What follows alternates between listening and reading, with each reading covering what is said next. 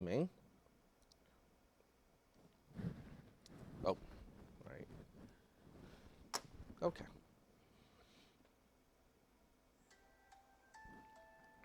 Okay, so class W is here, and we want to configure the screen.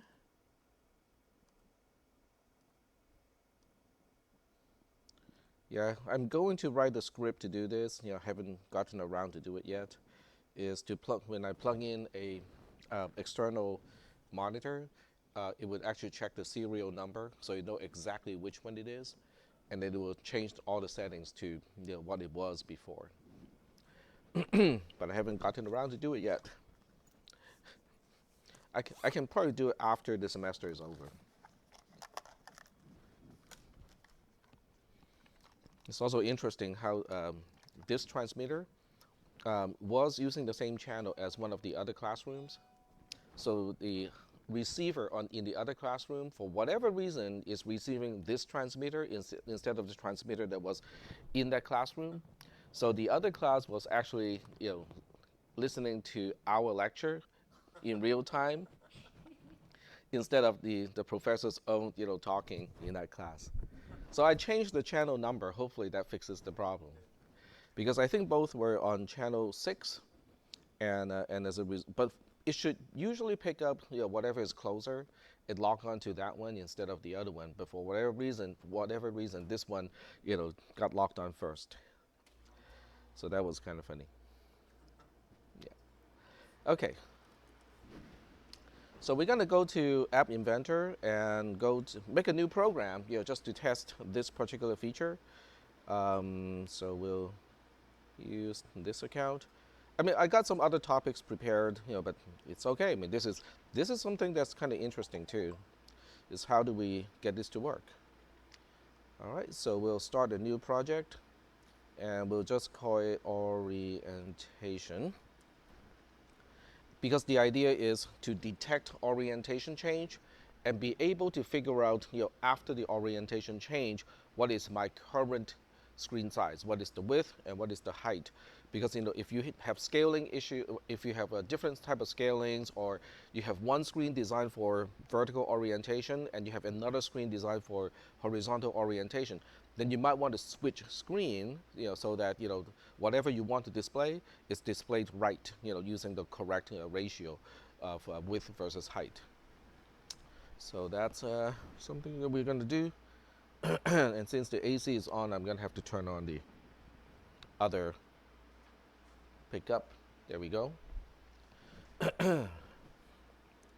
All right, so on the screen itself, we're going to have a label, because this is how we can report back information as the screen orientation is changed. And I believe we can just go to blocks right now. And the first thing we do is go to screen and find out whether there's an event corresponding to orientation change. And I think there is one. Yep. Okay. So here's one. And when it has an orientation change, we'll change the label to reflect what is the width of the screen at this point and what is the height at this point. Okay. And I think you did the same thing. You probably did the same thing, and it was flip-flopped, meaning that it's not updated correctly, at that time. So but I want to do this, just so that we have the tool to do it. Okay.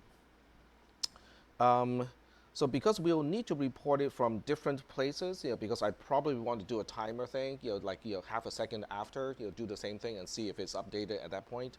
So I'm going to write the procedure to do it. So that this way I can just call the procedure from whatever places I want to do it from, and I don't have to replicate the code. So in this case, it's just a do without a result. Okay.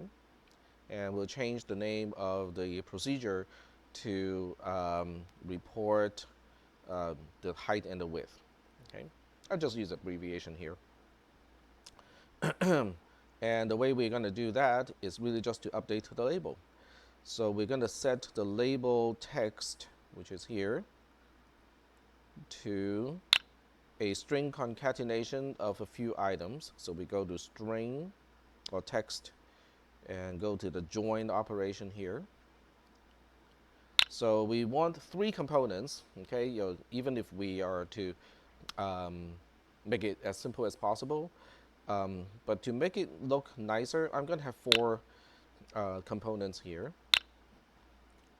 The first one is going to be the number of pixels, for the width of the screen. So we go to screen, we go down to its properties until we find the width. So screen width is here.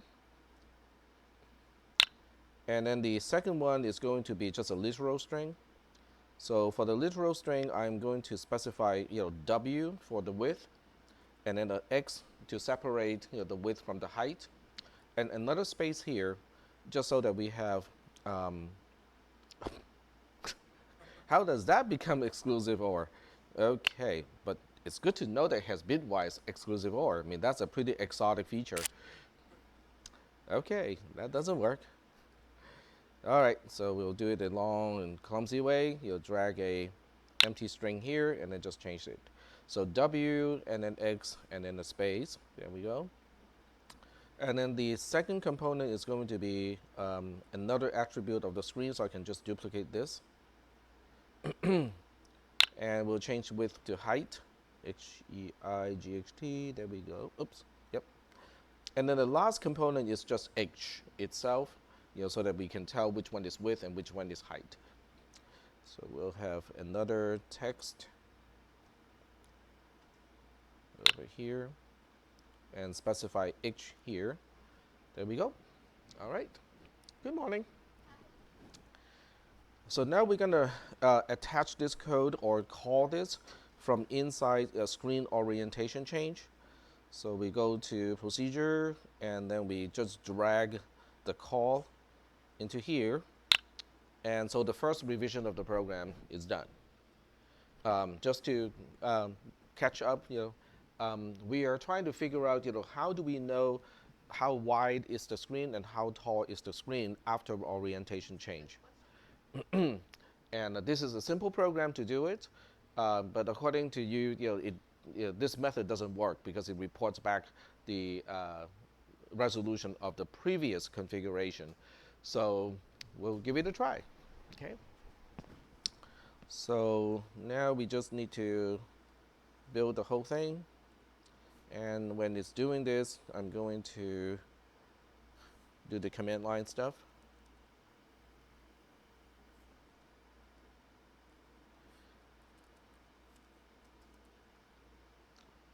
It's Android SDK platform tools.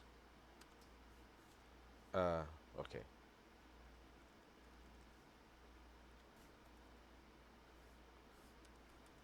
There we go. And on the other one, we're going to have to, well, I'll do this part first. So adb install dash R, and then the location of the APK file, which is orientation.apk.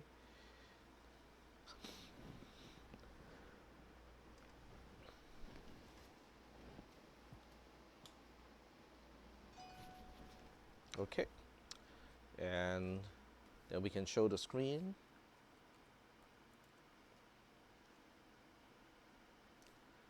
And let me, okay. All right, so let's give it a try.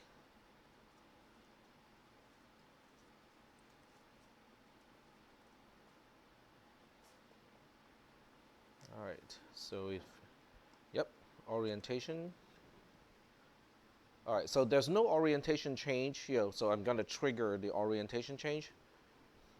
There we go. So you can definitely tell that this is not correct because it's reporting that it is higher or taller than it is wide. Okay, if I do it again, and it's reporting the previous one. Okay, so that definitely is not going to work very well. So now the question is, knowing that by the time the orientation change event handler is called, it is still reporting back the screen size from before the orientation. So now the question is, how do we actually get to the correct screen size? Okay, so I think what happens is the event handler gets called when it attempted a orientation change. So it's before the actual orientation change. When it attempts, it's calling the event handler. So by the time you get to the event handler, the screen actually has not changed. It's just that it's expressing that it has the intent to do it. Okay. So now we need to trigger a second event to actually do the correct orientation change. So to do that, the easiest way is to use a timer. Okay, just get a clock, set up a timer, and say, okay, wake me up in 25 milliseconds or whatever, um, hmm? and then use that. No, I was saying when you wake me up when you go go. Oh, okay, WEM. Yep. Yeah, we are dating ourselves. Yeah, I know, right? Because the new generation is like, what? No idea What? The competitor of Boy George, Boy George, boy whom again?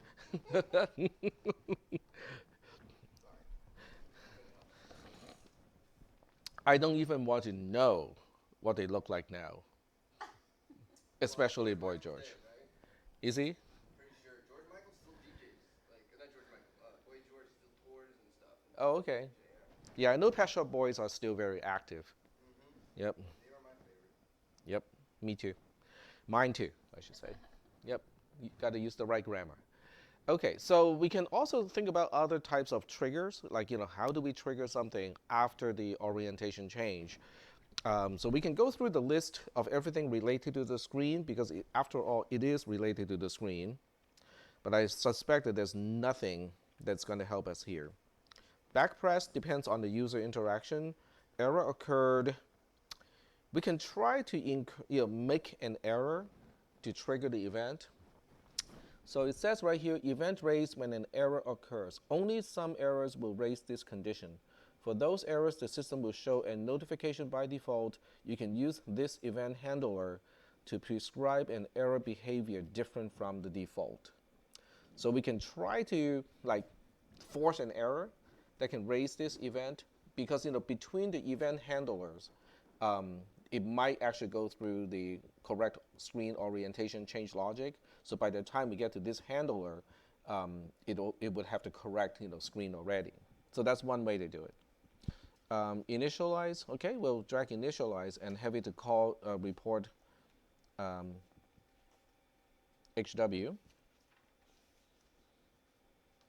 There we go. And let's check more. Okay, let's check the other ones. Other screen closed, not gonna happen. Permission denied, not gonna be happening. Permission granted, not gonna be happening.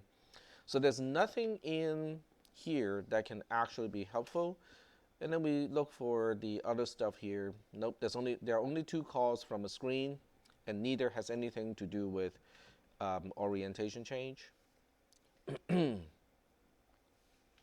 Yep, so none of that is going to be helpful. All right, so failing that, we're going to have to rely on the timer to do it. So we're going to drag a clock into it. So a clock is, I think it belongs to sensors. There we go. And we definitely don't want the timer to always fire, so we turn off always fire. And we don't want it to be even enabled to begin with, because as soon as the timer is enabled, it's going to tick, right? So in this case, every 1,000 milliseconds, which is basically every second, it's going to tick. I mean, it doesn't hurt anything, because if all we are doing is to check the orientation, but the idea is we want this logic to be usable in your code. So we want to basically turn off everything and trigger the clock when we are in orientation change event handler. So when we are in here, okay, then we're gonna trigger the timer or the clock to do something.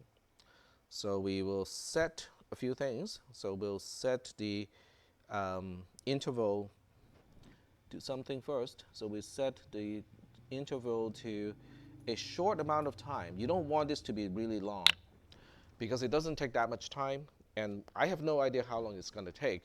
If you specify 10 milliseconds, which is 100th of a second, that should be enough. As long as it is triggering another event handler, that should be okay. Okay. So we're gonna change this to like, set this to 10 milliseconds, and it doesn't want to do that. Okay, so we have to do it the long way, pick up a constant here. Even the 0 may work. Well, we'll try the 0 first, okay, and see if that works.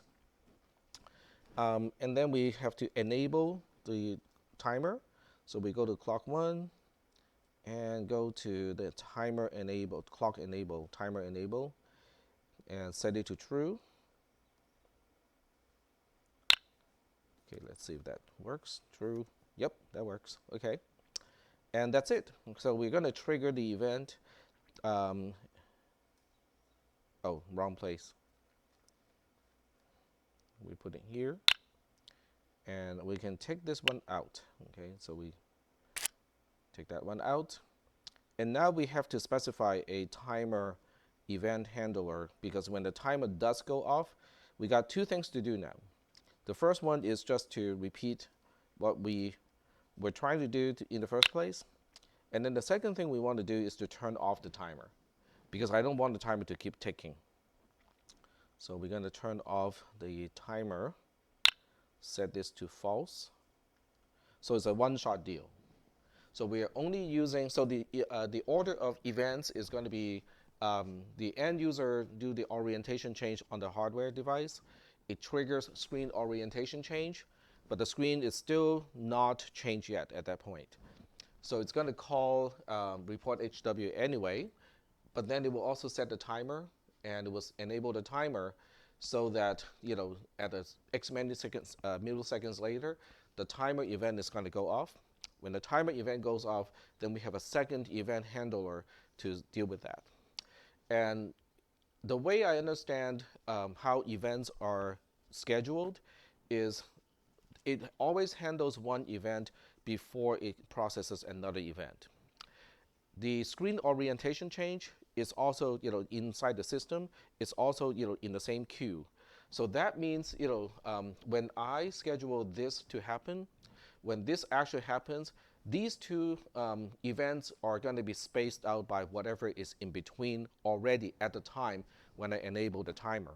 And that should include the actual update of all the components on the screen. So by the time we get to the timer event handler, I think the orientation should be right already. Okay, so we'll give it a try. None of this is documented in the App Inventor documentation. So that's why we are doing these kind of as experiments to find out how to get it to work, which is the fun part. As I said many times, I would not make a very good bomb disarming instructor.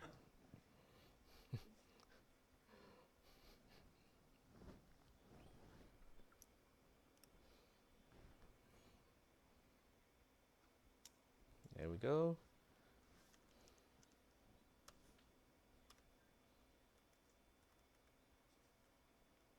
Oh, wrong tab of the command line interface. This is the one.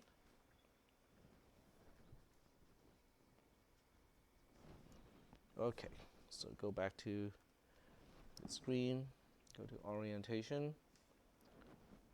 Okay. Yep. That fixes the problem. Cool. So I know it's not how it's supposed to be, because why would you have a screen orientation change event when it has not yet changed the actual screen size, right? So it's a bug. They probably attached the App Inventor event to the wrong actual event in Android SDK, because and the Android SDK or the actual Android system has many events happening when you change the orientation. One of which is what App Inventor captured, but they captured the wrong one. They captured the one before the actual dimensions of the screen has changed, instead of the one that happens after everything is changed. But anyway, it gives you, this gives you an idea of how to, get that part to work. So do we have any questions about orientation change? Okay. So that should help fix the problem that you had, right? Yep. Yep. I understand this is like a lot of things in App Inventor is kind of experimental. Like nobody probably tested this. I mean, if you search for it, I think some people might have complained about it, but without a solution. Yep. I would suspect that is the case. So, are there any other issues you guys want to bring up, with the development of your app? Like, you're running into a snag because, okay, I want to do this according to what I understand about the, App Inventor API. It should do it like using this method, but it's not doing it. So, if you guys run into problems like that, bring it to the class, okay? Because I want to share the solution with the class. Sometimes like this one, I do not have like a solution already in hand, but I will be more than happy to, try to find a solution for you guys. I had a Yep. problem. Yep. Go ahead. I'm having problems loading App Inventor to my home computer. Okay. So App Inventor itself is not an app that you need to load. All you need is a browser. So if you have Chrome installed at home, that should be enough to get App Inventor, which is the IDE. This is the integrated development environment to work. Okay. Now, if you have a laptop computer that only has like 2 gigs of RAM, it's not going to work. I have had students, with an inexpensive HP laptop computer that had 2 gigs of RAM. So as it turns out, Windows took up, like 1 point something gigs of the 2 gigs of RAM, and then the browser by itself, takes up about a few hundred megabytes. So by the time you get to the App Inventor website and have all of this stuff loaded, it was already pushing to the extreme of the 2 gigs, that was actually installed in the computer. And if you try to do like more blocks, then it runs out and it just won't work. So if your home computer has 2 gigs of RAM, then you might need to use the school computer to do the work. If you have 4 gigs of RAM, you should be okay for the most part. Just don't run all the, just try to focus on just App Inventor when you do your homework. So close all of the other tabs, close most of the other things that you're doing, and you should be okay. Yep. That answers why it's not working. Oh, you have 2 gigs? It's an older computer. I mean, it depends on how old and depends on how much RAM is in it. So you probably want to find out how much RAM is in the system. So in Windows, you have to go to like system information. I mean, if you search online, you can find it. Okay, how much RAM, Windows, and then whatever version of Windows you have. The first two links, should probably include the instructions to do it. And if you do not have enough RAM, you got a few options. Um, Depending on whether it's a laptop computer or desktop, because you might have additional, is a desktop. So if it's desktop, you're more than likely it's possible to replace the memory modules and expand the amount of memory. Now, is it worth it to do it? That's a call. That's your call, okay? Because if you plan to buy a new computer anyway, then don't upgrade the old computer. Um, okay, so since that question was asked, yes, go ahead. Oh, I just had a random question. For importing, I'm gonna have to use JavaScript. I think For maybe the best importing, way for importing a site to read a site to scrape a site. There's nothing I can think of that's in. yeah, App Inventor has nothing to scrape a site, so I JavaScript can would be write the it in best way to do it. JavaScript though, right? Yep, Okay. yep. So if you write that, you can probably find snippets of code to do that already. When you say scraping, are you scraping just a page, or are you recursively Not scraping? recursively, no. Okay, so No, yeah, it'd just be the page, so simple enough. yeah, But yeah, I didn't think anything in App Inventor, so I was thinking yeah. try in JavaScript, and then Okay. I tried to watch the video again, but I think the JavaScript not so that way. Refresher on entities. I wouldn't have looked for entities. Yeah, so the reason why I know what to look for is because I have done this in Perl, and the terminology is the same. So what you need to do is, Say is for example. So I'm looking for the right link here. So this may be something that you can use. It's a GitHub project by somebody, and looks like it's packaged nicely too. So it looks like you can just use what do they call? Um, so so if you are borrowing code from somebody else, then you have to upload this along with your own script as well. So you have to figure out kind of what kind of structure is needed to import this code.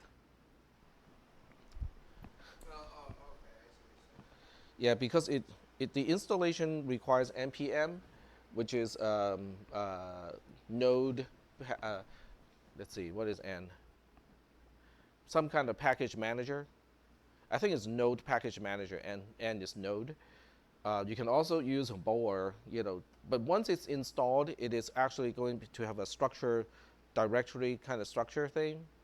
Um, so I don't know. I've never seen it. What is it installing? I don't understand what it means to install. A It's library?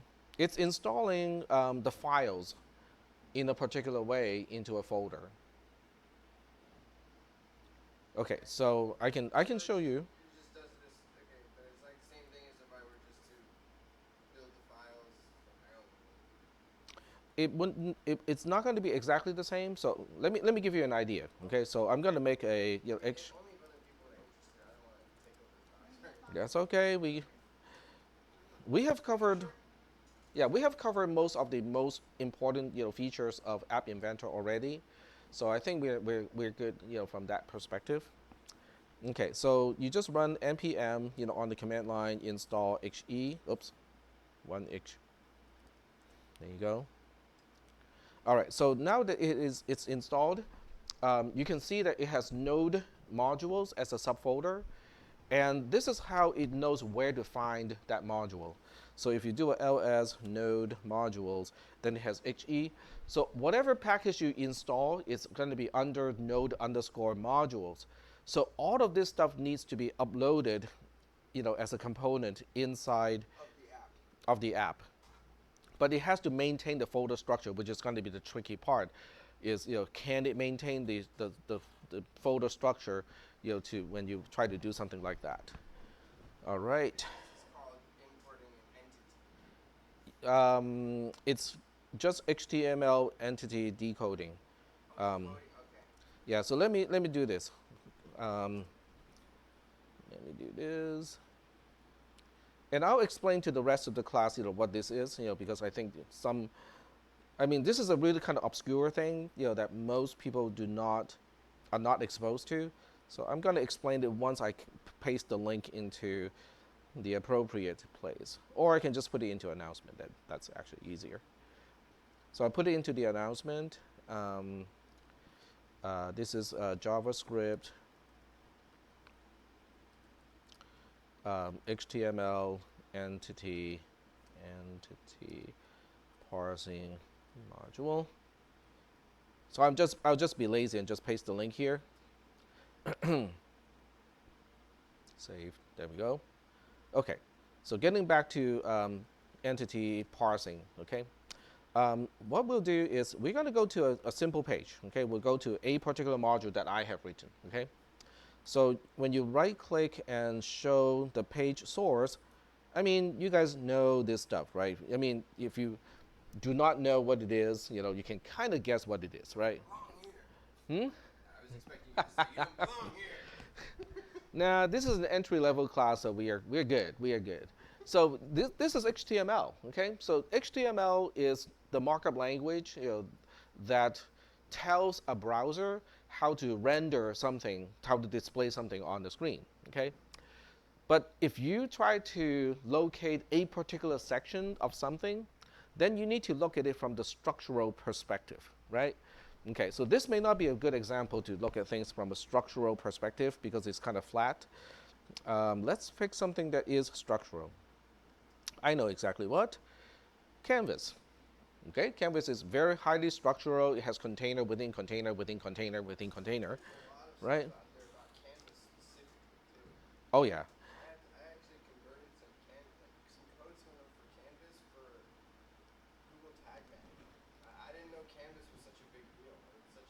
s- sort of. I thought it was an ARC thing. I didn't know it was Oh no, no, no, no. It's quite a bit more than that.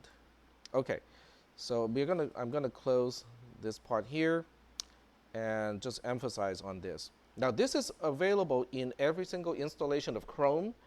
In other words, this is not a plugin. This is what Chrome can natively do. Now, if you say that, okay, I don't need this stuff, for my project, that's okay. But it might still be useful for other projects that you can pick on, that you might be assigned to do, because this is the structural view of an HTML document on the right hand side. So on the right hand, so the really cool part is you can highlight something on this part, and it can show you what is the corresponding part on the other side. Do you see how if I hover over this particular div, it is highlighting the blue portion on the left hand side? So it's showing you the structure of the entire document. So when you click on the down arrow, okay, it would expand it. And within that, you can now say, okay, I'm going to expand this a little bit more. So now you can see the green, and there's a key of what is green, and green is just your padding, and then the blue portion is the actual portion. So that's why you don't see anything in the green area. There's nothing there because it's just padding. So you can now drill in to the blue area, okay, and go like, okay, here's the first portion. This is the second portion. This is the third portion. Let's look at the second portion. So you can drill in and actually find, how the document is structured. Okay. So what your program needs to do is to do what we call a scraper. Is it would locate an HTML document, and then you need to go to the section where the recipe is listed as a bulleted list. Okay, or it's called is it a UL element? I think it depends on the site sometimes. Okay, so it's going to be, and also it's going to have li, inside. Li is a list element or list item inside it. So you're specifically looking into the whole document and try to get to structurally a particular portion. Okay, you can use string functions to try to do that, but it would take you a long time to get it right. Because a string function does not understand the structure of a document. All it's doing is, okay, I'm looking for this particular pattern. Okay, but what if that pattern occurs multiple times in the document in different places? Then you have a really kind of hard time to find out, okay, but how do I zero into the one that I need? Yep. What about um, jQuery? jQuery goes the opposite way, right? jQuery is a It's good for finding like what you want. Like if um, like I was just thinking like if you know how we build it, you can do something in JavaScript and sort of not import it into App Inventor. actually, I'm being very dumb here because if you load that page, the page that you want to scrape, no, that won't work. No, never mind. I was thinking if you load it into a web viewer, the web viewer is already breaking it up into all of these components. So, but you cannot attach your own JavaScript inside that document. That is the issue. So you still need a scraper to scrape the And then components that you bring need. it into yours. Yep. Yeah. Okay. Yep. So getting back to what a scraper is, so a scraper is capable of looking at a document from the structural perspective. So you can basically say, okay, so inside the body, it would look for the first div, and within this div, it will look for the second div. Within the second div, it will look for the second div again. Within that div, it will look for the second div again to get to this point. So you can basically use a tree structure, you know, to locate the section that you want, based on your interpretation. So you have to do this part first, with whatever recipe website you want to scrape from. What I was gonna try to do was ask what site I'm trying to like do 3 sites or ask what site it is. Yeah. So the program knows what the structure of that site is first. Yep. And give it a URL based on that. Yep. Go Okay. to number 2. Yep. And So it's hopefully they never change their site again. as long as they don't change the structure, it's fine, Yeah. right? So I know this is kind of off topic. So a lot of websites can update how the website looks like without actually changing the structure. Because how a website look like is CSS. So if they do it correctly, then they can change, refresh the look all they want, but the content, from the scraper's perspective, would still have the same structure. And the big sites do usually do it correctly. Yeah, because that's how they can save time and effort as well on their side. Yep. Okay. So is that answering your question or? I just wanted to make sure I was on the right track, and that's what I was kind of doing. Yeah. And Yeah. I have some experience of this with the tag manager stuff, like Okay. or A/B testing with web optimizing and stuff. You Right. have to look at that structure a lot. The real struggle that you might have, with this approach is, if let's say you have your own code here, okay, so you write your own code, and you have a HTML file, right? So we'll just call this index.html, give it something, okay. So this is not even doing anything at all, okay. All right. So you have your own HTML file at the root of this entire folder, and then the other folder is at least 2 levels deep. Okay. So the question now is, how do you get all of these into App Inventor so that the web viewer can load this page correctly, having the same folder structures as what it is intended? So we'll look into that after I answer your question, because you raised your hand a little bit earlier. I remember. See, I remember. I forgot already, but Oh, go ahead. I think I was going to say. So with App Inventor, you're creating apps just for the phone, for the For Androids. for Android phones. Yep. It isn't for tablets. No, as long as it's an Android tablet, it will still run. Oh, okay, Yeah. got it. Yep. So it's good for it's good for anything that runs Android. It might look really bad if you use a bigger device, because App Inventor was pretty much for smaller devices. Got So it. if you try to run an App Inventor app on a tablet or on a Android TV, it's going to look kind of not what you want, but it will still be functional. It just doesn't look very nice. Got it. Yep. Okay, so getting back to the question of how to upload this entire thing, um, you cannot enforce structure of files when you use the upload feature. In other words, when you say upload file, it is always going to upload a single file to a particular folder. So you cannot specify subfolders within the file that you upload. Okay? But I'm suspecting that if you upload a zip file, it might do that. Okay, so we'll give it a try. We'll give it a try. So we're gonna say zip he sample.zip he sample. I think does it automatic? Nope, doesn't automatically do it recursively. There we go. So now it's recursive, and Everything you got from that. folder. So everything that I install is under node underscore modules, And then under HE. was the GitHub thing you got, right? Wasn't it? Is the yeah, so npm installed these things here.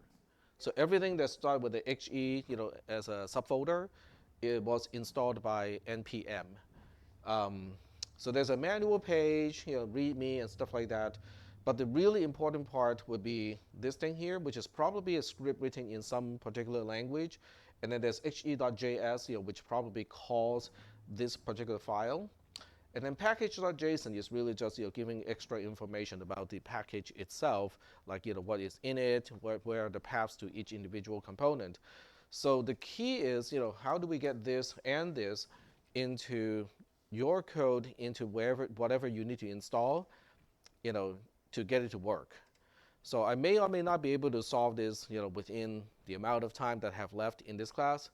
And someone is supposed to come and do a little survey, my performance evaluation. They'll give you a questionnaire. So I don't know when that's going to happen either. I think they're supposed to come like sometime this morning, but maybe they couldn't do it this morning and they'll do it next Monday. I don't know. So you should have given me that donut. Then you have to go to the bathroom again.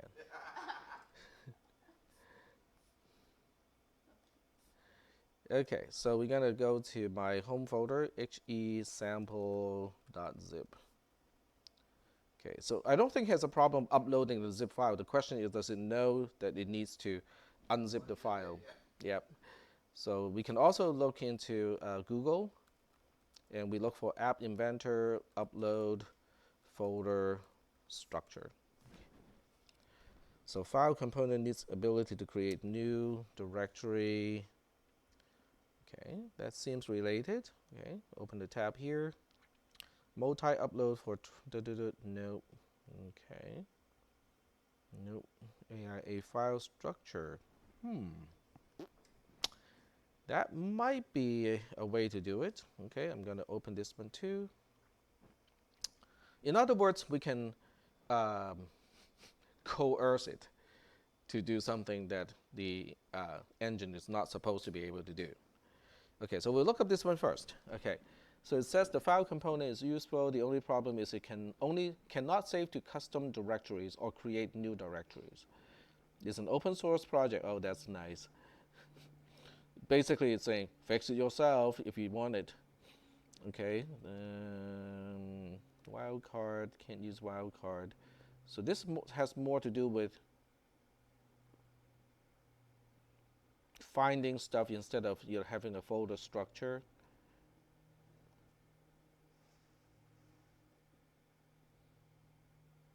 Okay, see also.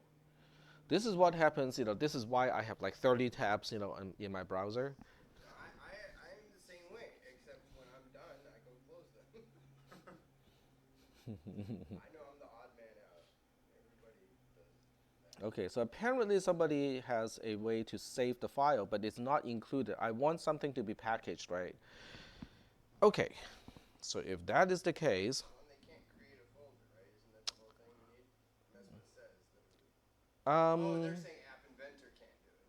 yeah, but I don't want to do it in App Inventor. I want the installed files to include that folder structure. But isn't that in App Inventor? E- You're saying you want the zip file or whatever, you want it to be able to preserve a folder structure when it opens, right? Isn't that what we're saying? we want to upload the entire folder structure Yeah.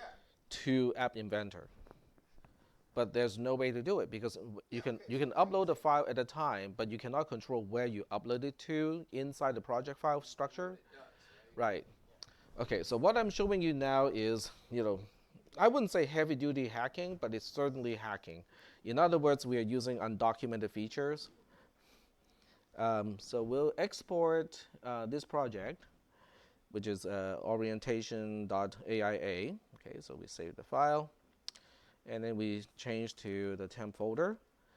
And orientation.aia is actually a zip file itself. So it's best to make a new folder first. So I'm going to make a new folder called orientation. And inside orientation, I am going to unzip the AIA file. So unzip orientation.aia.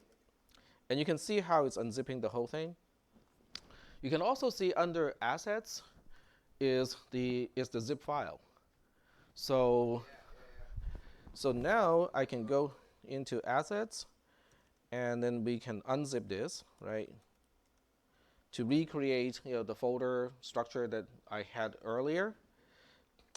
And then we go back up to all the new AIA and put it back. something like that. But I need to check a few things first. So I'm going to go to source. Actually, let me just grab the name of that file, right? HE, recursively search for HE sample, right? Yep, HE sample. Because I want to know, whether it's mentioned anywhere. And the answer is it's not mentioned anywhere other than hesample.zip, which is okay. I don't need that zip file anymore. So I would now go to assets, remove the zip file because the zip file is not what I want. I want the content of the zip file in that particular structure, right? And then we go all the way back out again and rezip the whole thing. So zip orientation.aia, and we want to do it recursively. And where we want it to zip from is, oh, I mean, what's the harm if you left the HE sample in there, which is huh? nothing would happen with The that. zip, It would just be an extra file. yeah, Extra yeah, zip. it doesn't hurt. Yep, so I want to zip dash R to orientation.aia and everything in here. There we go. Cool. All right, so now that we got this, we're going to go back to App Inventor, go to My Projects, and this time we are going to import from my computer, and then we choose the same file from a temp folder called orientation.aia, but this one is repackaged manually, and then upload it. Okay. Thwarted. Picky. Fine.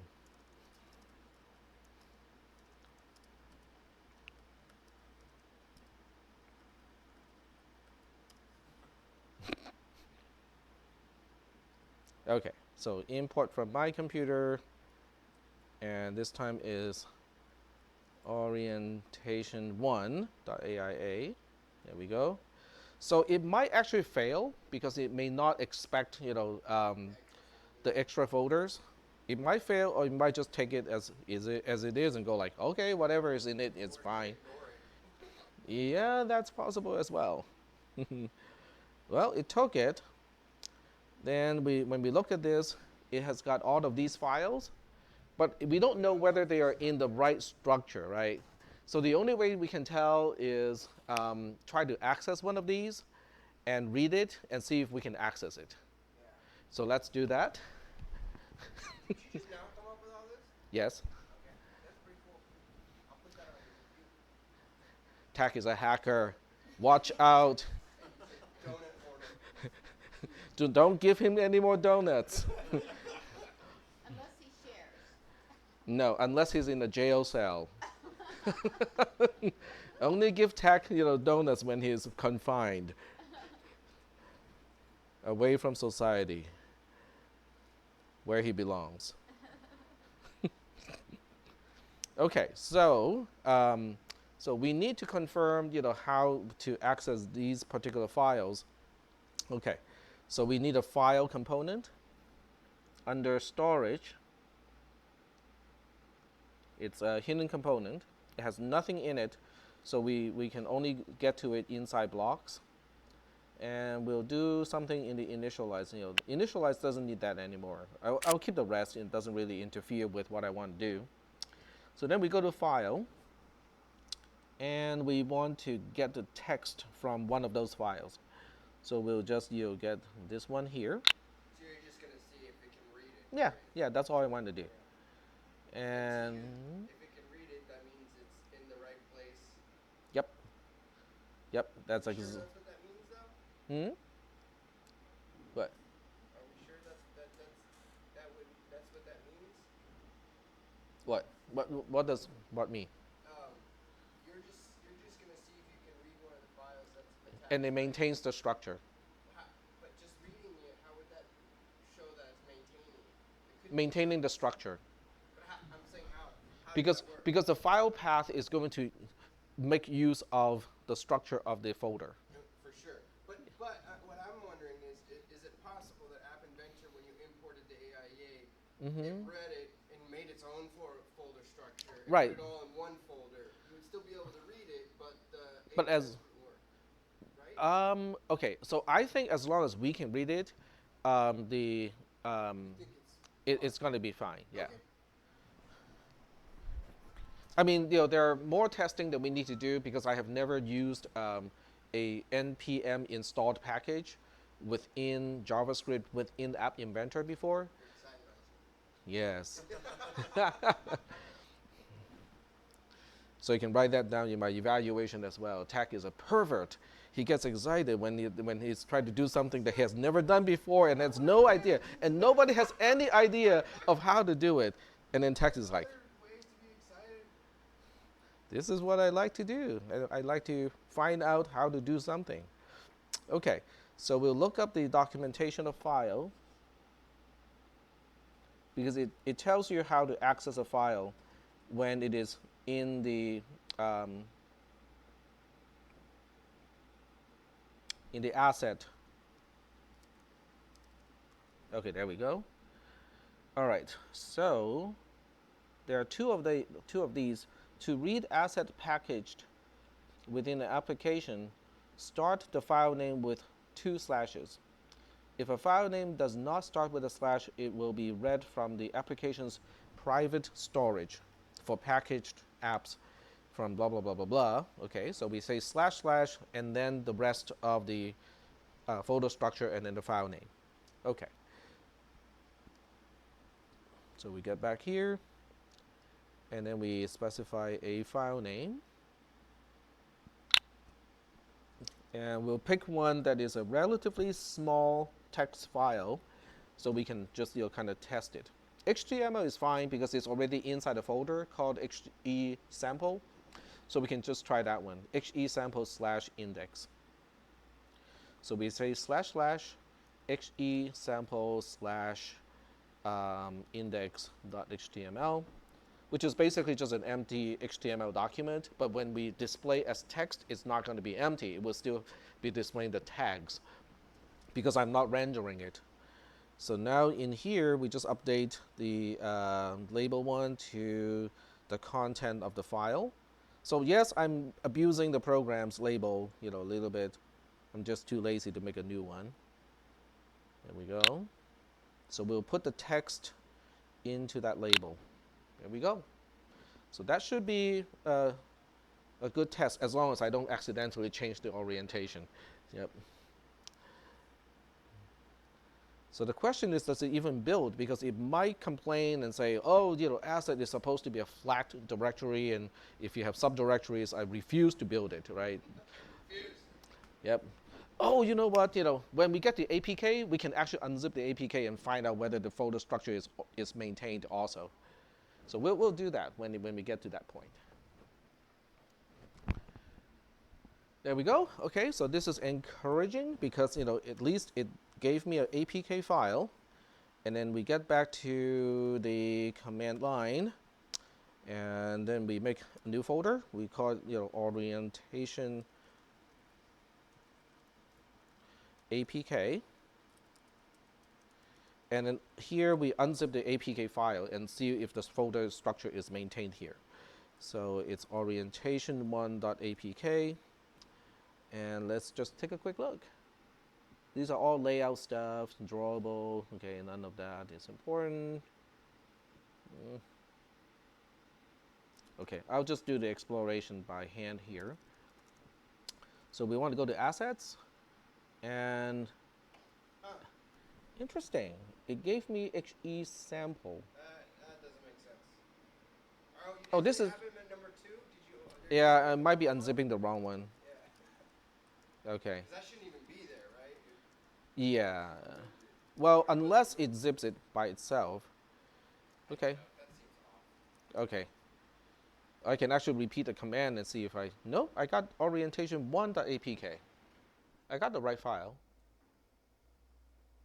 So that means once it is installed, it might just unzip it by itself. That's my guess. Yep. I'm on the edge of my seat and edge of anticipation. All right. Well, let's run it, right? Okay. I have to change the. Okay, let's make another tab here. And this is in Android SDK platform tools.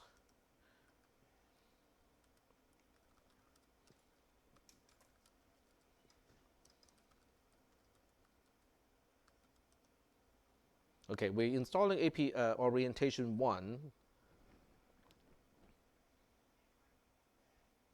Okay, so let's. Yep. Rotate it. Whatever you do, do not rotate. Okay, so this is the other one. We just have to back out of that. And then They're both called orientation. Aha, that's a good sign. It's because of the file component. It asks me whether, but it should not need that. Okay, it says xgsample/index.html is not found. But we've had issues finding files before, right? That could be we messed up the path again with whatever, right? We've always had issues doing that. Yeah, but we can. Okay, so this is another thing we can do. File and try to access Yep, it or something. we can just add a file directly to here. Yeah. So we upload a text file. So we'll upload the same text file in orientation. Nope. Where did I put it?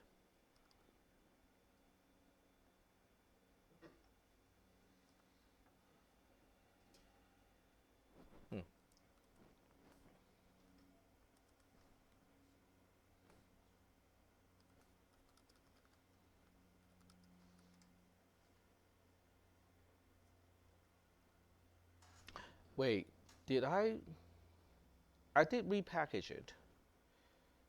Okay, so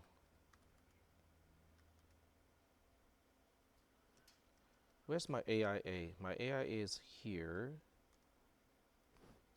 No. I don't have my AIA file. That's strange.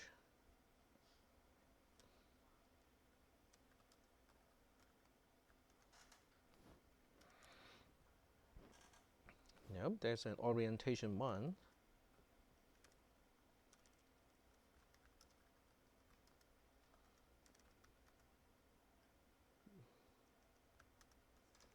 Okay, there we go. Okay, so we'll re-upload index.html from orientation assets index.html.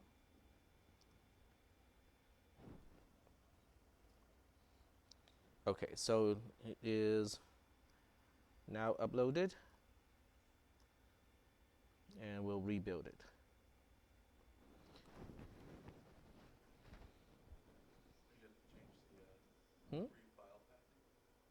No, it's it's at the root folder now. Okay, but we can still do one thing to test. We can unzip the whole thing, and see if there's a zip file for the folder and a separate file just for that index.html file. Maybe you should rename it something else. Oh.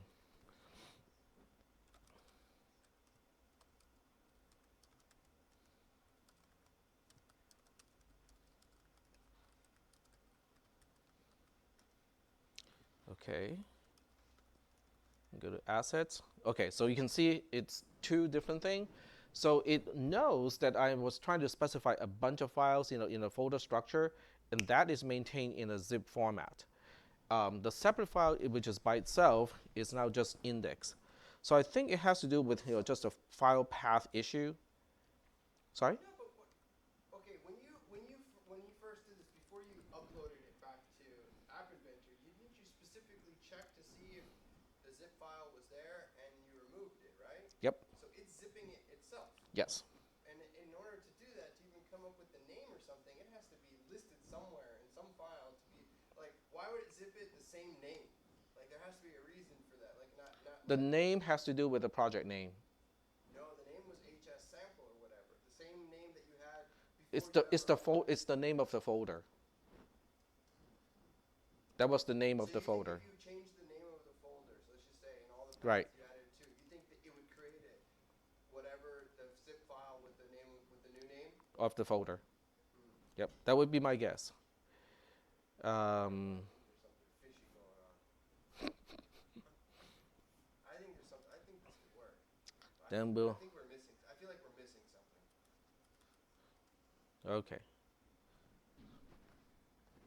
See what happens when you're troubleshooting Yep. and you keep. So it got it this time. So it got the content of the file. So it was able to access that particular file, the text file. Can you go back to the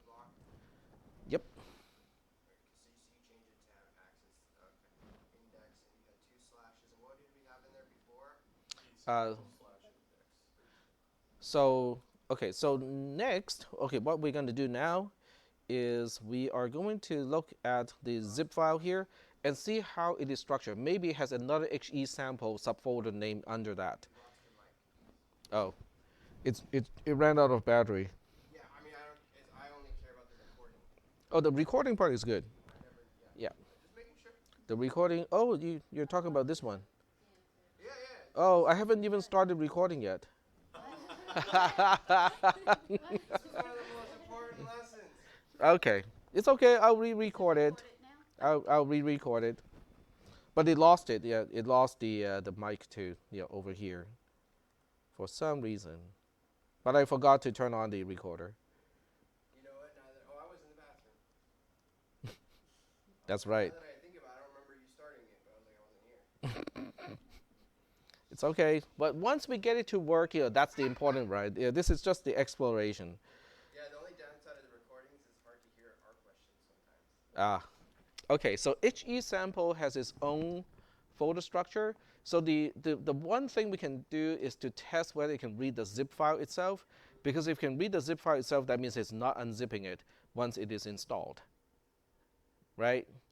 On the other hand, if we cannot read the zip file, that means it's probably unzipped. Then we can see whether we can access, we can try to find it. Yep. So it's going to display some really wonky stuff, but it will crash in a different way, in a much more predictable way, which is, yeah. So he sample.zip. So we just want to check whether the zip file itself can be found. But the zip file does maintain the structure that we want. Normally, yeah. Yeah.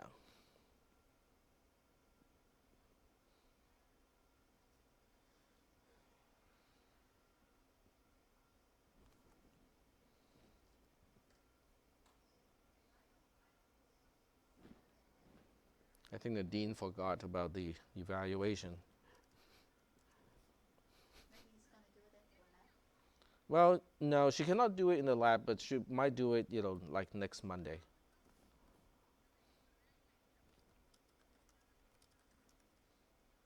Oh, the other window.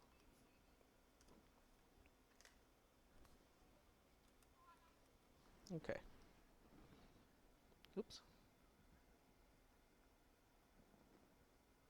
Yep, it got the zip file. So it cannot unzip the zip file, basically. I think, it. It's weird that it will zip it automatically for you. Yep, it zips it automatically because it has a folder structure. But once it has a folder structure, it would just unzip it and not give me back the actual content within that zip file. Which I. So zipping it back up, but then it can't unzip it. That's just weird. I I'm. mean, it's the one zipping it, because we unzipped it already. Or maybe unzip it somewhere else. Something like that, right? It Okay. just seems odd that it can zip something that we Okay. unzipped, right? But Yeah. and it's like Unzip F it. you, Yeah. not unzipping it. Like Okay, so let's see here.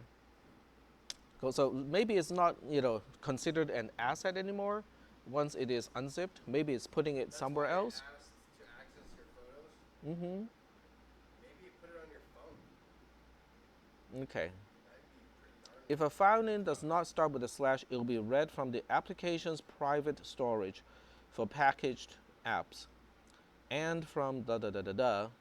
Okay, so we'll give it a try and not give it um, the double slash. Huh? You can look for it, see if it went somewhere else. Yeah, we have to kind of poke around a little bit. So we'll just say, You do it from here, huh? You can't do it from. It would defeat the purpose if you did it from the command line. You can't really do that, right? You can't dig it. no. Yeah, the copy protection of this particular version of the phone prevents me from going into the folder where the application is We're installed. able to do that before, right? Well, we'll give it a try. Did we do that? I feel like Well, we did that with before, where we dug okay. around when you looked for the photos when we were doing that. Okay, so this is actually on the phone itself. I'm running the command line on the phone itself now. Yeah. And let's see, which one 'Cause looks... otherwise, if you're gonna go one by one in the blocks, it's gonna be frustrating. Yeah, yeah. Firmware, no, no. Are blue folders? Is that what Yeah, the dark blues are the folders. So it's going to be in one of those folders. is that all of them? Yep. It didn't tell us on the help article where it was. SD card is one, right? There's SD card there, light blue. What does that mean? Mm-hmm. And then all of these are folders. So which one looks like applications to you? Android? Isn't that a bunch No, of, that's pictures, right? oh, So under Android we got data. Nope, not dad. And then we have all the apps. Now, do we see the app that we just installed? no, surprisingly. It was called, started with an O, orientation. Orientation, right? So Not none even of there. these. I'm listing them by date. No, it doesn't look like that. Now it's sorted by date, with the most recent on top. It's not sorted by date. It's on the not. ordered list. Oh, To this one 9/15, is. it's No, this one is now. So April 1st is the first one, so it's not going to be in this folder. Can you do a search by date made today? Well, we can do a find. Okay. So we can do a find and then use a grep and find everything that has orientation in it. Oh, that's not helpful. Because there's a lot of permission denied. Okay. Hmm. Maybe it's not in system, maybe? There's an app there. Okay, so do we find our app?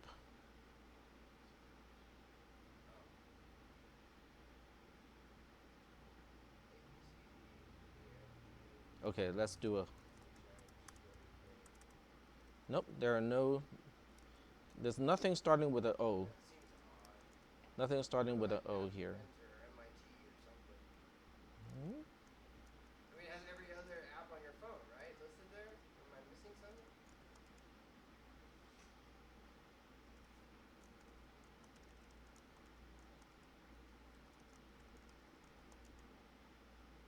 So as App Linker, as FB App Manager, but not what we want.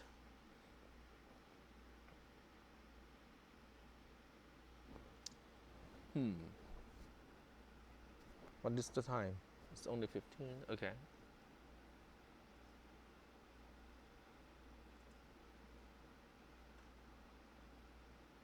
Well, maybe these are the system apps. Okay, what else? Vendor. Okay, let's check out vendor. Bin, etc. Framework. Nope, that's not it. Framework, probably not.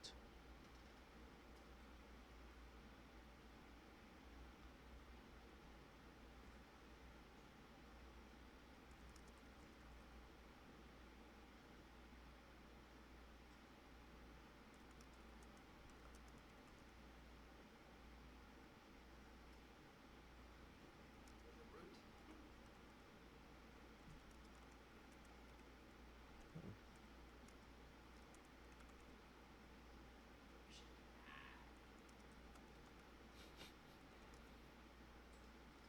Why you can do this the way that you wanted to do it first. Okay. There's Android. I think we have been here before. Yeah, it's not. What about if we go to Samsung folder? You know, you might as well check the pictures, because I'm thinking, what if, like, by default, it thinks that it's media and it wants to put in media? You know how Okay. the first time it asked if you want We can do that. photos, remember? Yep. I mean, it's worth a shot. Nope. Definitely not here. We only got MP4 files.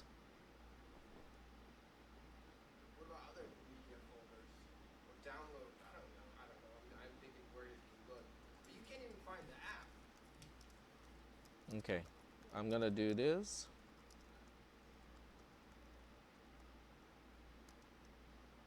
Um,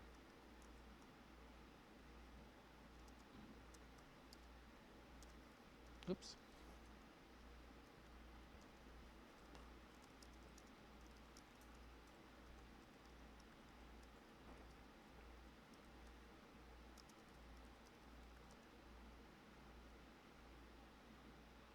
What is that? Two greater than? What is that Yeah, supposed to be? it's piping errors to a null device, so it doesn't show all the error messages that we saw earlier. Oh, the access denied, whatever. Yeah. So that means it found nothing. Yep. That is just weird.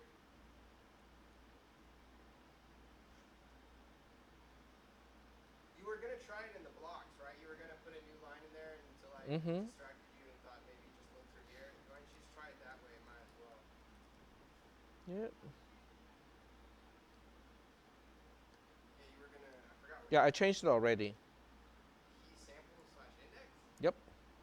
Without the slash slash, because that's going to be in the private app area, according to the documentation. Index is not gonna be in AG sample, is it? Yeah, it is. Oh, That's for the whole package for I zip thought it was files. outside of that. No, it was in the zip file, now outside, but it's still called HC or VCM. Okay.